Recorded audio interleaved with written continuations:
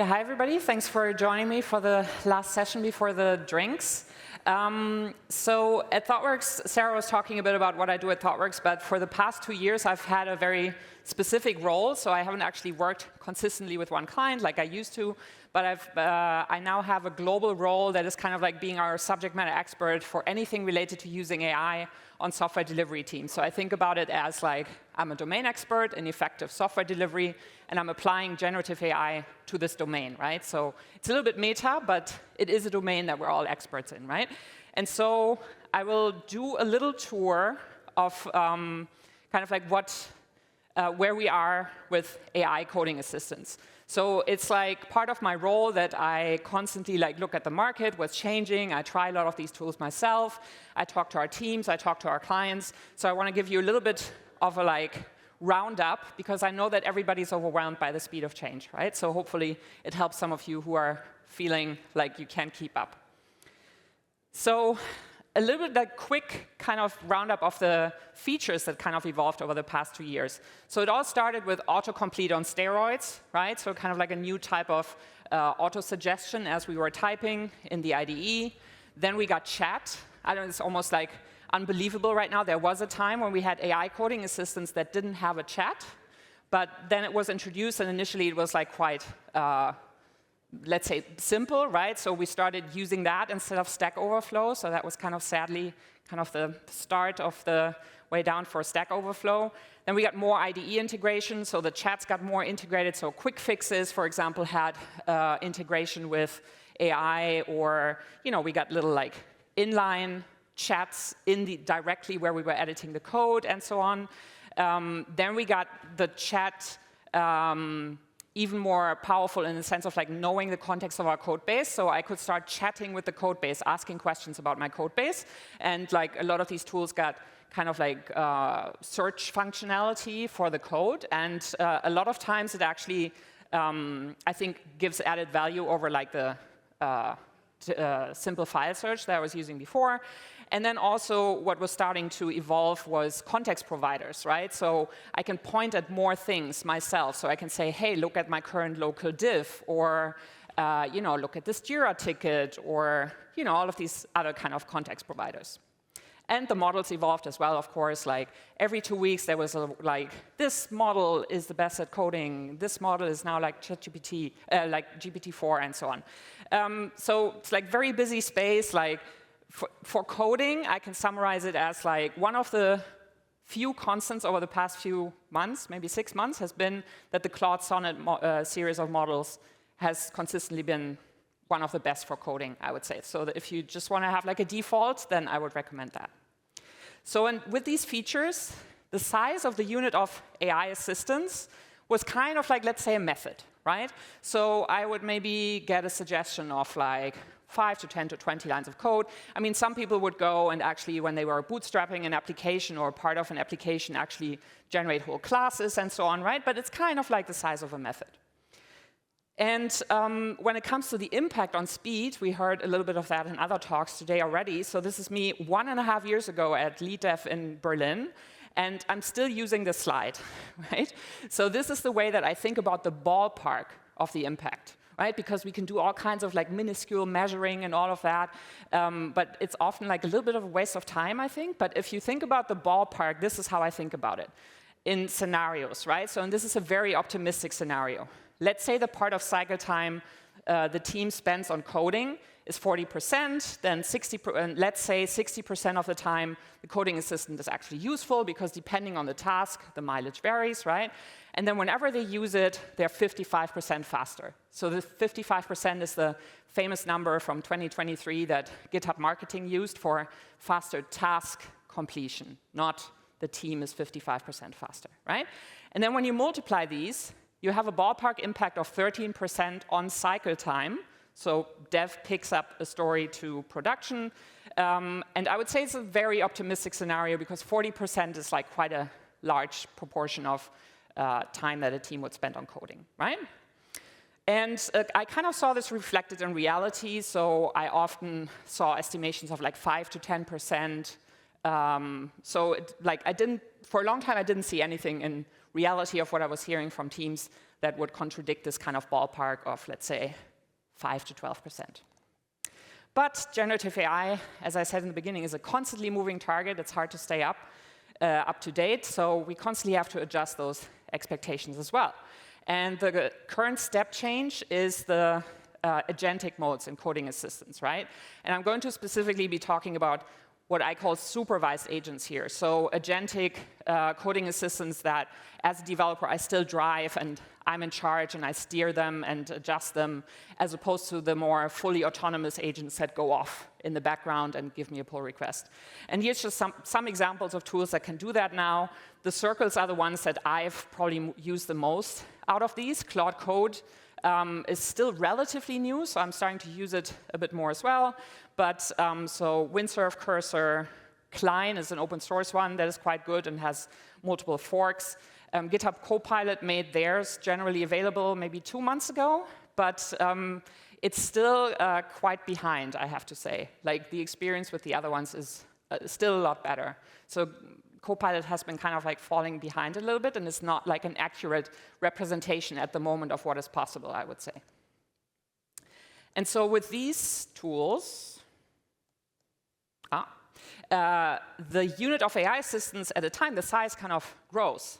So I wrote problem, question mark, because size of a problem, of course, can be different sizes. I'll maybe get to that back to that in a few minutes.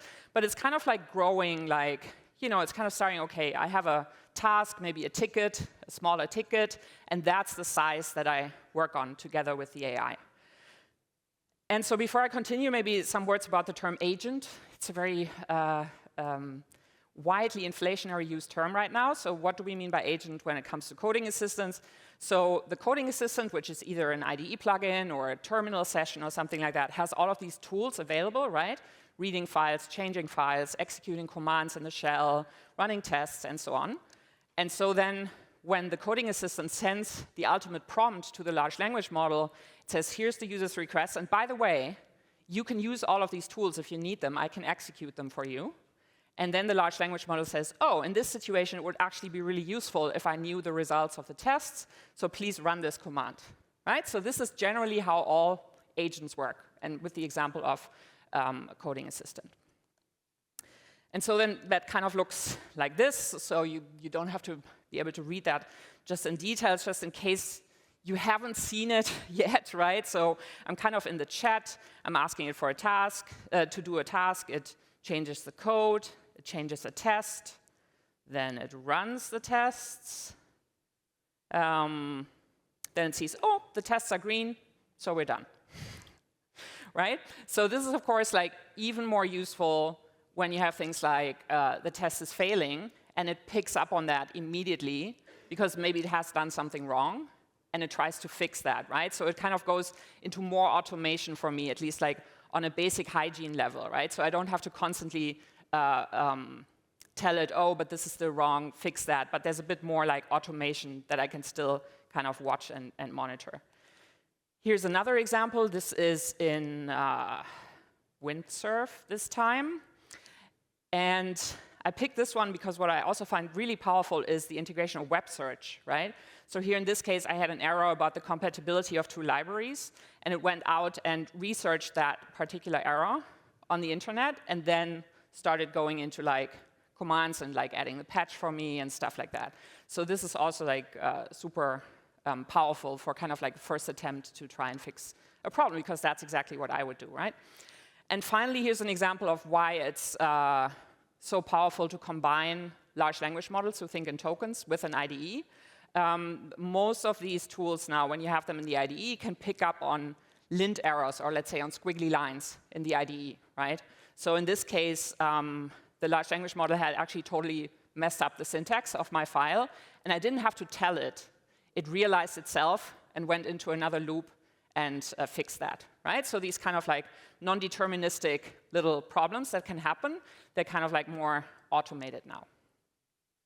So it kind of often looks like this. I often have tense shoulders, so I sit there and I just watch it do its thing. Coding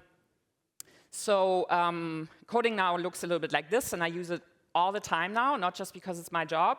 And it does very frequently reduce my cognitive load in finding details and stuff like that. There are some catches to this as well that I get to, but I'll just finish a little feature to now, features that are even more important now with agentic assistance. One of them is MCP, the Model Context Protocol. So that's basically the thing that kind of like supercharges this ecosystem of context providers now, right? So in addition to my coding assistant tools, I can now run all kinds of other programs on my machine, like query my test database, and the large language model can take advantage of those as well. Here's like one example where I am using an MCP server that is built on top of Playwright, and that can actually have AI browse a website. So in this case, I actually asked it to create a description of this page because I wanted to see how that can help like rebuilding an application without even looking at the code. I hope you're enjoying this video, but did you know Lead Dev has a lot more to offer? When I think about Lead Dev, I think about bricks and hearts. Bricks are those foundational things that you need to know, and Lead Dev provides that through webinars, through videos, through cutting-edge research. But hearts are the things that you need to glue yourself to the people at work, and Lead Dev does that through conferences and meetups. Make sure you check out leaddev.com.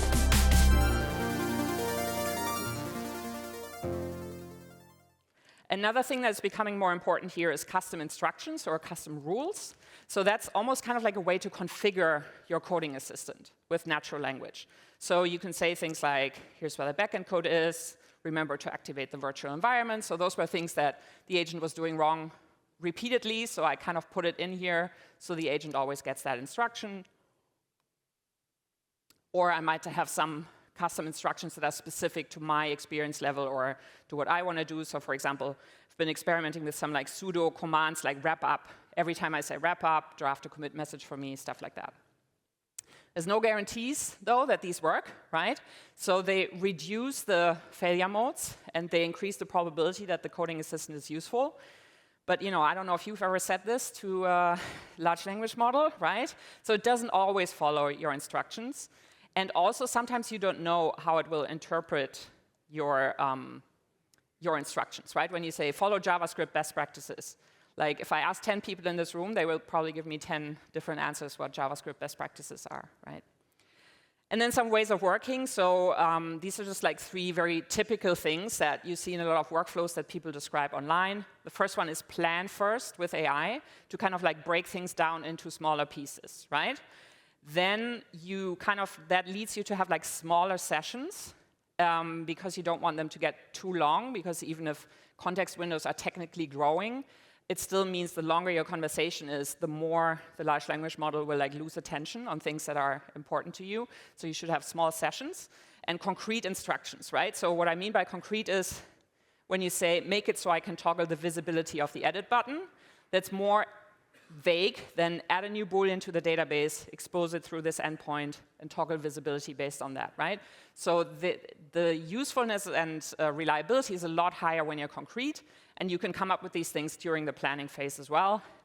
And then when you need to use small sessions, one thing that you need is kind of like shared memory between these sessions, right? You don't want to start from scratch every time and tell it what you've already done.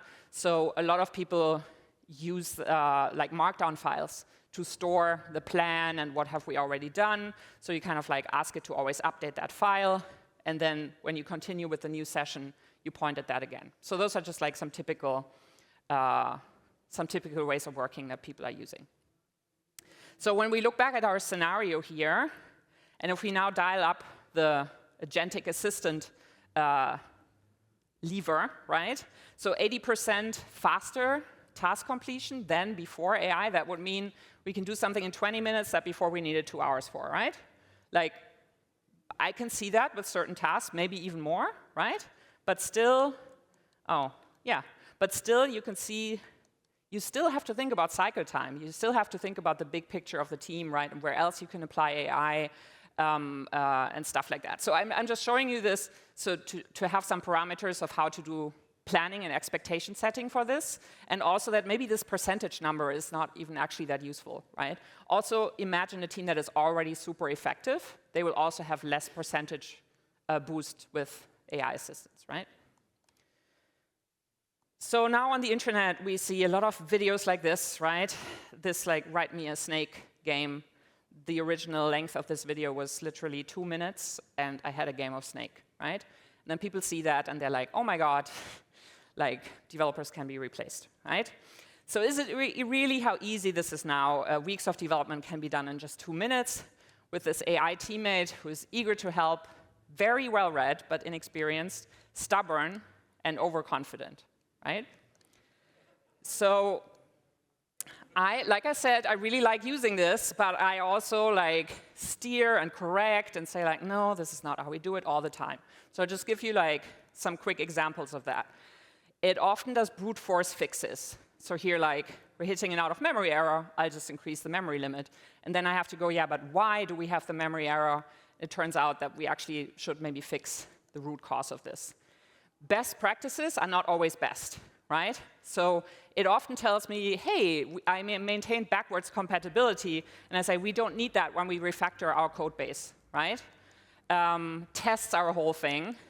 So I have to say those tests are redundant, it's too many, or we need more. On the flip side, there's too much mocking, the tests are in the wrong place, or you fix the code instead of the test, or you fix the test instead of the code, right? So that's a decision that we often have to take as developers. And then finally, this is an example of like where it introduced a parameter into a constructor that it could have gotten from one of the existing dependencies of the constructor. So just to give you an example of how it can also lead like to more spaghetti code.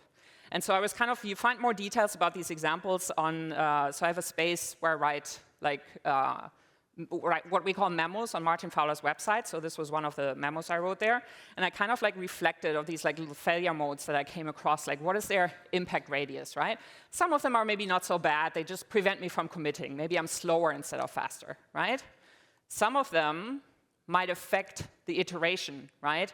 Once I push them, my team members say, hey, my workflow isn't working anymore, like because, you know, what did you do with the build workflow, right? So some of them, maybe there's like they get caught within a few days by my colleagues on the team, right? But of course, the most insidious ones, and also the ones where developer experience are the most important, is when it has negative impacts on long-term maintainability, right? Like the design example, or maybe verbose tests that ultimately lead to a very brittle test suite or something like that. So they give you some examples maybe of what types of skills are still quite relevant.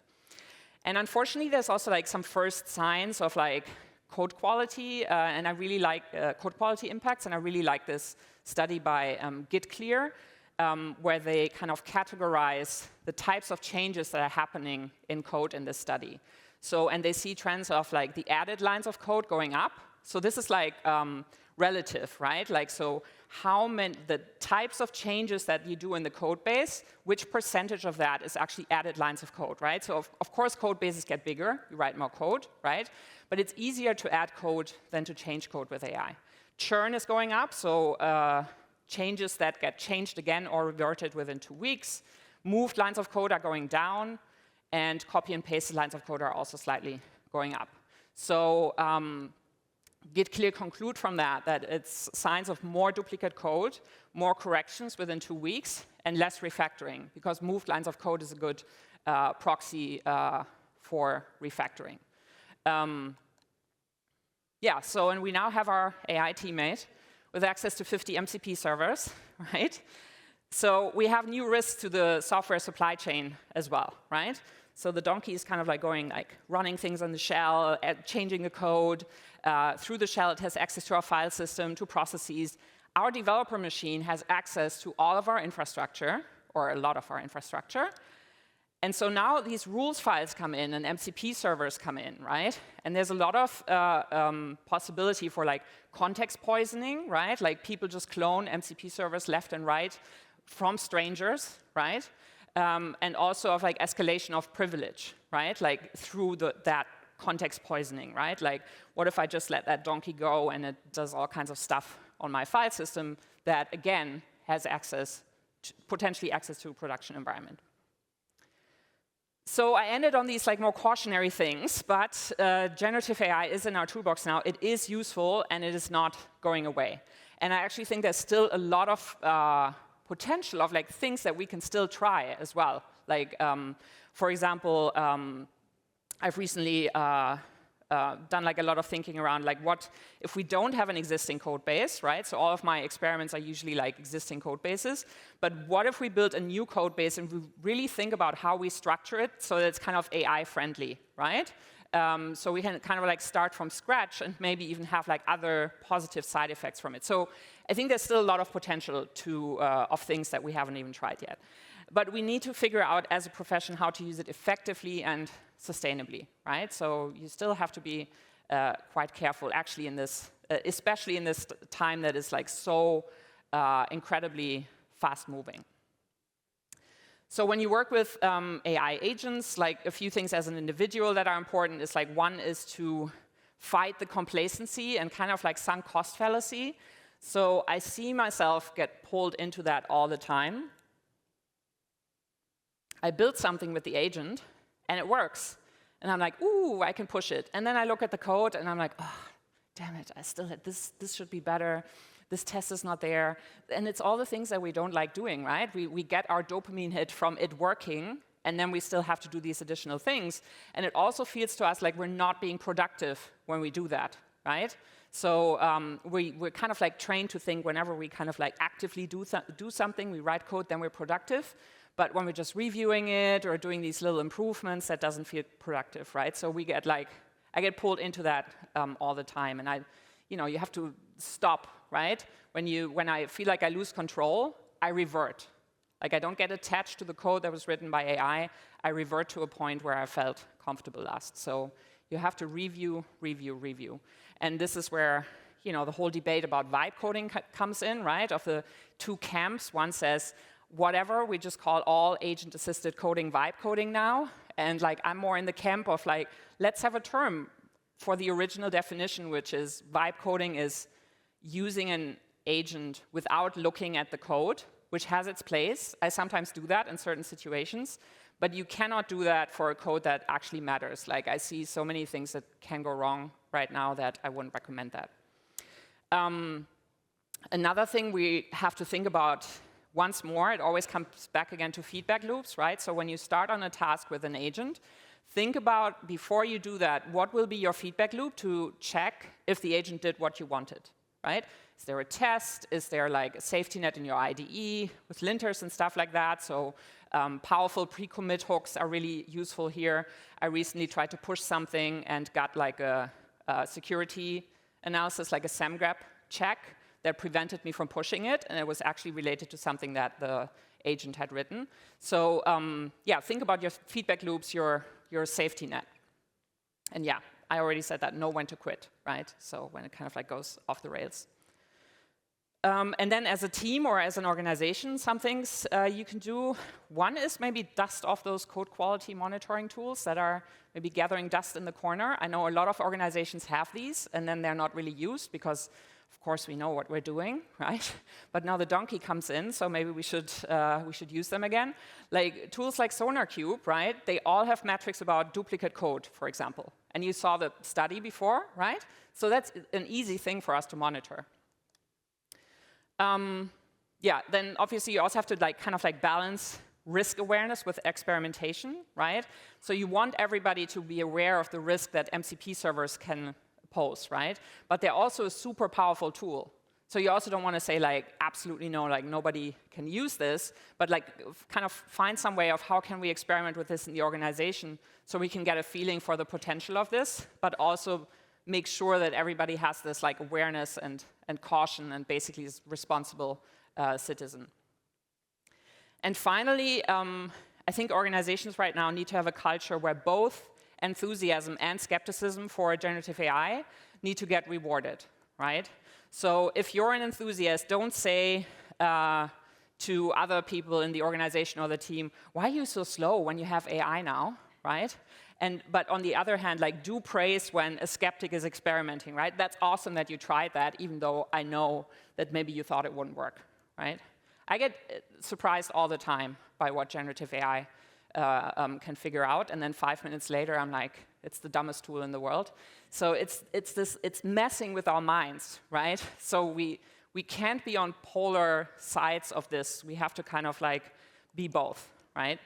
And so when you're a skeptic, don't say to an enthusiast, why would you even think that could work? That's so dumb that you would think that. But do praise when they have a closer look at what's actually happening, right? Like when they actually look at the output and not just see, oh yeah, looks plausible, but actually look what's happening and maybe come up with new ways of working for the team to practically use this in reality. So the enthusiasts need to like pull us all up a bit, and the skeptics pull us down again, and both of those things need to be rewarded to go through this period where we all learn to grapple with this new tool in our toolbox. Yeah, thank you.